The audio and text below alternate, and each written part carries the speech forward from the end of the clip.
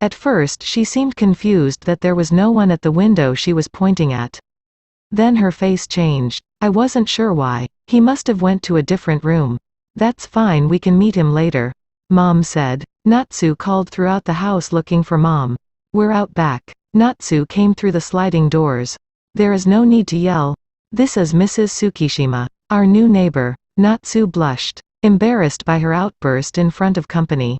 Nice to meet you. You too. I was just telling your mom and brother that I have a son about Shoyo's age. Natsu looked at me knowingly.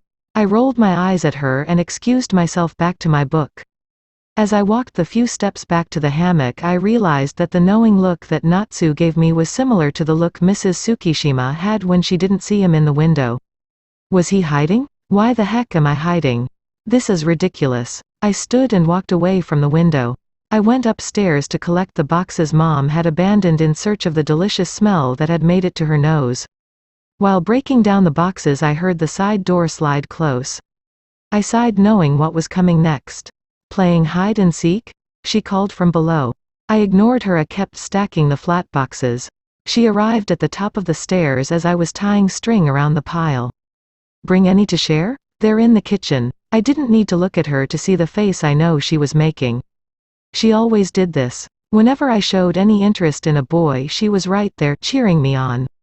Her words, not mine. I was wondering what was taking you so long to finish in the kitchen. I'm going to take these with me. Is there anything you need before I head down?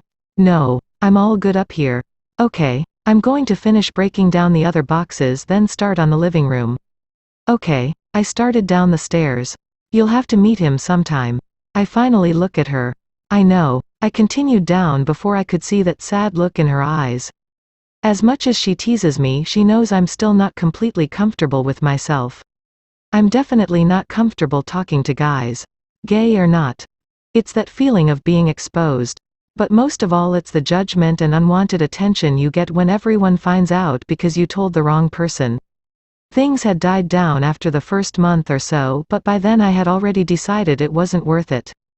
Most of my friends were okay with it, but I knew they got teased for being around me, so I told them I didn't want to be friends anymore.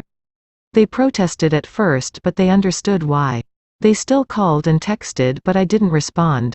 3 months before the end of the school year, my mom told me that we were moving. A fresh start is the official reason we moved. We both know I'm tired of seeing my once outgoing son isolate himself, was the real reason. The last day of school, I texted them to tell them I was moving. They all showed up and we just sat there surrounded by boxes. After everything was loaded on the truck, we all hugged. It hurt to let them go, but they were better off. My mom cried watching us say goodbye. So that was my junior year. How was yours? Well, now that you know my tragic backstory, let's get back to the present. Thankfully, there was only 3 boxes for the living room: books, photo albums, and remotes. I took the small box with the remotes. Opening it, I placed them on the coffee table. How did we end up with 4 remotes? I looked at the TV stand. 1 for the TV. 1 for the satellite. And 1 for the what? I pressed the power button, but nothing happened. I thought back to the living room at the old house. The only other thing it could be is the AC unit. I think we were supposed to leave this. Oops. Now the last one. I pressed the power button and music blasted from the speakers of the stereo. Sorry. I turned down the volume. Then clicked it off. Mom came partway down the stairs. What happened? I was checking the remotes. I didn't know the volume was up so loud. Sorry. Okay. Do the rest of them work? Yes. But we accidentally took the AC remote. Okay, leave it on the table. I'll handle it later. She went back upstairs and I moved to the next box labeled photo albums. I arranged them on the shelf. Mom likes them in order by year. Last are the books for the bookshelf. As I started arranging the books, I came across a few library books. Setting those aside, I finished up the shelf.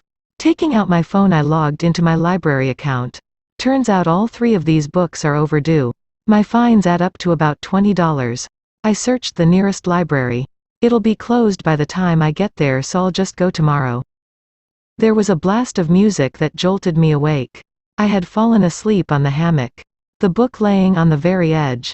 The sun had started to set. Reading now would damage my eyes. I found and bookmarked the page I had left off on. What the heck was that? Natsu came through the door. I shrugged and looked at the sky as it changed colors. She walked over to me to see what I was looking at. Did you see a plane or something?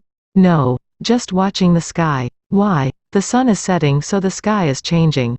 Isn't it pretty? She scooted next to me on the hammock and looked up at the sky. You're right. It's very pretty. Is this why you're always out here? Sometimes. Usually it's just because of the natural light.